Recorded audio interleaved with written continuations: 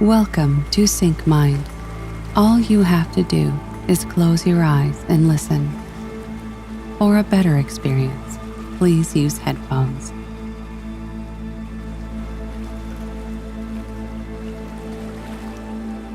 This is a living cosmos. It's an intelligent cosmos. We are just one tiny product, minuscule product. And now we think we have so much intelligence and we have to control it, manipulate it, use it. I have no such issues, I gave it up long time ago. Mind is very simple for me, because if you take away your attention, it just dies. If you keep your attention and try to control it, that's crazy. So, why is human mind an issue? Your mind is just an antenna, not the source of intelligence.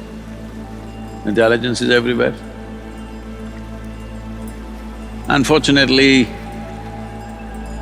people who are deprived of basic ease in their life have described the source of creation, or they say God is peace.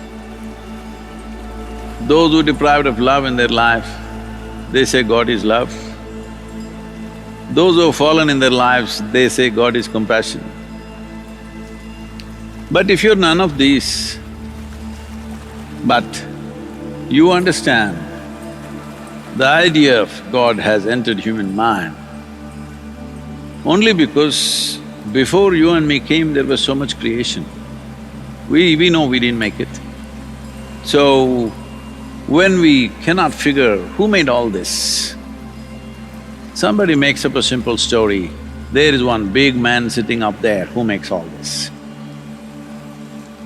Well, today women are arguing, why can't it be a woman? This argument is going on everywhere, different things. I must tell you this. In some of the southern churches, these arguments going on. Why can't God be a woman? What I'm saying is, the idea of God or a certain source which could be in some human form or animal form or whatever has essentially come because you've not paid attention to the creation. The idea has come only because you have no explanation for the creation.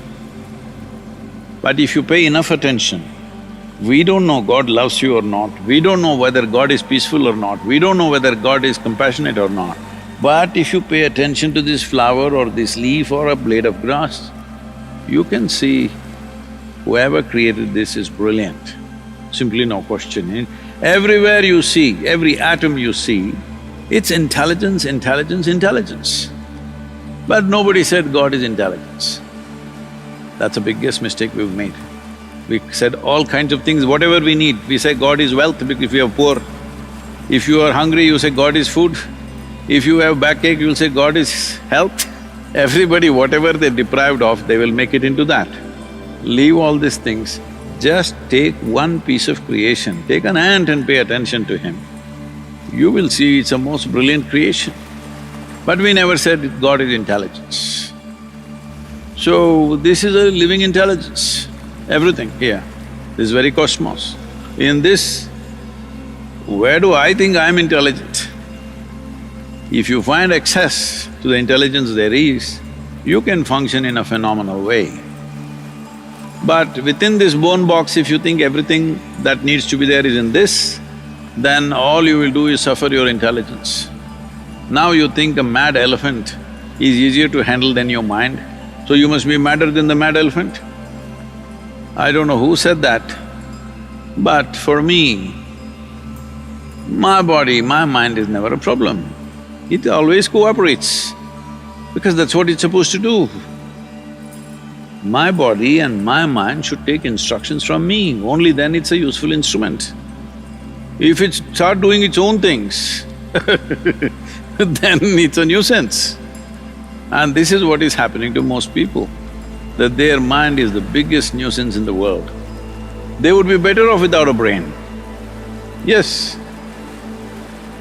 If you remove half the brain, Everybody is going about struggling to be peaceful. You take away half their brain, they will sit here peacefully, very peacefully. So is that the goal I'm asking? There is a possibility, that is, if you do not harness that possibility, it becomes a major problem. And you don't know how to harness it because you do not know whether it's a horse or an elephant or a cow or a deer. When you do not know the nature of something, how do you deal with it? Suppose, right now here there's a cup sitting here. In my mind, I think this cup is 3 feet in diameter. Now I will try to lift it like this. How much ever I do, this cup will not come in my hands. Now I think this cup is a serious problem because first of all, I have no perception what the cup is. Right now, that's all the human problem is. They have no understanding of what their mind is. They're trying to analyze the content. Content is what you picked up, isn't it? Content is what you picked up in terms of life's experiences. This content is of no use. You can distance yourself from it very effortlessly.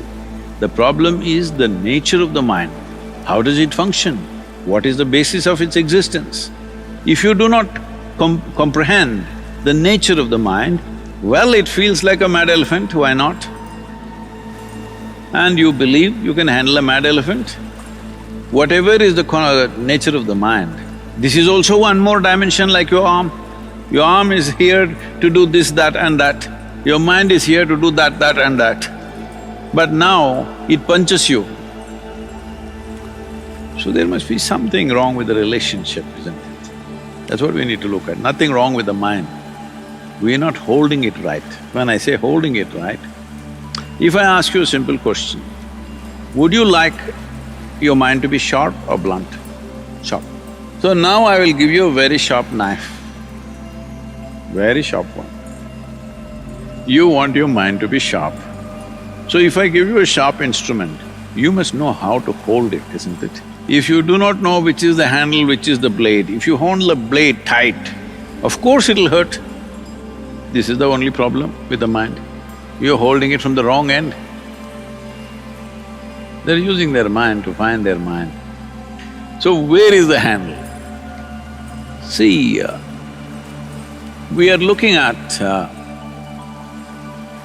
this with a certain limitation. Right now, there is something called an intellect. That is the thing that you want it to be sharp because it's a survival instrument. Without your intellect, you cannot survive in this world. An intellect functions only from the data that you receive from the 5 sense organs of seeing, hearing, smelling, tasting and touching. Beyond that, it cannot function. If I wipe out all your memory right now, even if you have a sharp intellect, still you won't know nothing. You can't do nothing because your intellect is like your computer without data. Suppose no data on your computer, it may be a supercomputer, blank. That is the nature of your intellect. It only functions from its data, but it must be sharp. So in yoga, we look at human mind as 16 parts. But today, considering the time, we'll make it into 4 segments. These are called buddhi, ahankara, manas and chitta. Buddhi means the intellect. Ahankara means identity. Manas means a silo of information. There are 8 different forms of memory here. There is conscious memory, there is unconscious memory, there is articulate memory, there is inarticulate memory, there is genetic memory, there is evolutionary memory, there is elementary memory. Like this, various dimensions of memories are built into us. See, right now, there is evolutionary memory in you that you're a human being. Evolutionary memory, do what you want, you cannot confuse it. It is so on the thing. 10 generations ago, how your great-great-great-great-grandfather looked like, do you remember? No, but his nose is sitting on your face. Your body absolutely remembers. 1,000,000 years ago, how your forefathers were. So what you're calling as myself is a product of very complex memories of evolutionary, genetic, karmic, various types of memories. So all these memories together are providing data for your intellect to function in a certain way, to figure out how to use this memory for this situation. But there is a dimension between this manas and buddhi, between the silo of memory and the sharp knife in the front that you call as your intellect. Between this, there is a hand that holds it, which is the identity. How you identify yourself, with what you identify yourself, that is how your intellect will interpret the memory. See, right now you get identified, let's say, with your nation. Now for this nation I'm willing to live, I'm willing to die, all right? Or you identified with your race. You're willing to die, I'm willing to kill, willing to whatever, you know. Whatever your identity is, your intelligence will function only that way. See, people won't understand when somebody thinks something is absolutely right and you think this is the dumbest thing, because the identity is like that, isn't it? See, right from your childhood, the identification has been built of your gender, of your race, of your religion, of your nationality, of your ethnicity, and individually so many other things that each individual will do to themselves, of their education, of their social status, of whatever else. Right now your teacher is saying, for the good of all. What this is about, just because you say it, all are not going to be good, but within yourself, you want to make your identity with everybody. You want to make your identity as large as possible. That's the idea. We would like to make this identity cosmic, but we don't know where is cosmos, so at least make it global. Because now if your identity is like this, your memory, your intelligence together will combine and try to address everything from a larger identity. Everything that you call as evil, everything that you call as crime, everything you call as corruption is essentially limited identification, isn't it? But if your identity is beyond all these limited identifications, then your intelligence will function in a completely different way. So this hand which holds the knife and which is rooted in the memory, this is not taken care of in modern societies. Don't think they're good people, bad people. They're just identified with that. So there is good and bad, it just depends on what we are identified with. Just everybody's fighting because they're good. But good something, identified with a limited something and you're good with that, isn't that the basis of all the conflict? My religion versus your religion, my nation versus your nation, my community versus your community, my race versus your race, endlessly it's gone on. The whole problem of everything is limited identity. Limited identity means naturally you are going to do something else to somebody else, because your identification is like that. So realization is not about going somewhere, it's about seeing what is there. Why is it that we are not seeing? Essentially simply because people do not know the distinction between what is their psychological drama and what is the existential reality. See, your psychological reality is something that you're cooking up all the time.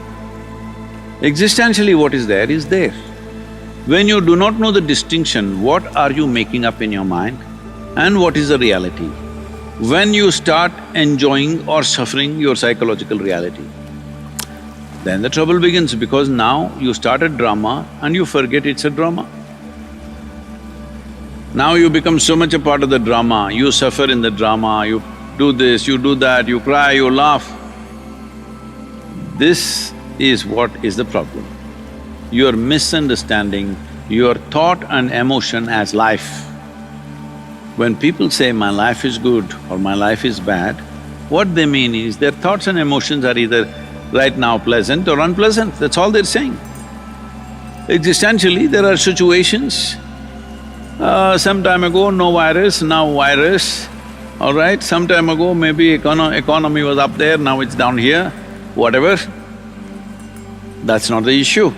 The real issue is your thoughts and emotion are playing out in a certain way.